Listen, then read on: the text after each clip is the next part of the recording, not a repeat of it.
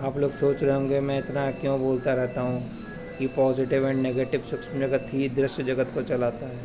ये बात बहुत ही सत्य है। अभी आपको समझ नहीं आ रहा है, लेकिन आपको कुछ समय बाद समझ में आएगा कि आपके अंदर शरीर रूपी ब्रह्मांड में और इस ब्रह्मांड में एक ही घटना घट रही है, और यह दृश्य जगत ही दृश्य जगत को चला रहा है।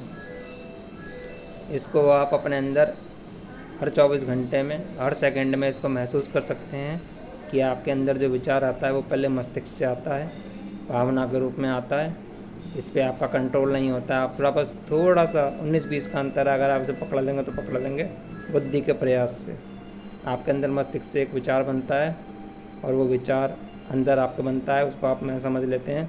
थोड़ा अगर ध्यान देंगे, जब चीज़ें घट जाएंगी तो हर बार आप पास्ट में अपने समय को जब पीछे नोटिस करेंगे तो आपको समझ में आ जाएगा मैं क्या बातें कर रहा हूँ। मस्तिष्क के अंदर एक विचार बनता है जिसको मैं समझ के रूप में करे जा रहे हैं। अगर ये विचार हमारे मस्तिष्क में भगवान की शक्ति द्वारा फ्रीडम से आता भी है, इसे हम मन बुद्धि का प्रयोग करके ला भी सकते हैं। और कभी कभी ये ऑटोमेटिक ही विचारों की एक श्रृंखला चलती है, भावनाओं की एक श्रृंखला चलती है, जिसके चक्कर में आप प्रभावित हो जाते हो और इसको अपना मैं समझ लेते हो। और इसको सब जब हम मैं के प्रयोग से कर ही रहे हैं, मन बुद्धि का प्रयोग कर रहे हैं, तो हम इसको भी मैं ही समझ लेते हैं, जो ऑटोमेटिक अचानक से विचार आते हैं ये। और इसको जब हम बाद में परिणाम जब हमारा निकल के आता है सही गलत का, तो हम इसको बाद में आते हैं। सही होता है तो हम खुश होते हैं और गलत होता है तो हम इसको प्रॉब्लम में आ जाते हैं कि हमसे गलती कैसे होगी, हमने गलती कैसे कर दी। तो मैं इसी बात को आपको समझा रहा हूँ कि आपके मस्तिष्क के अंदर अदृश्य विचारों की एक शक्ति चलती है जो आपको चलाती है। हम ये आपको थोड़ा ये अजीब लग रहा होगा क्योंकि हमने कभी ध्यान नहीं दिया, हम लोग इतना बहिर्मुखी हैं।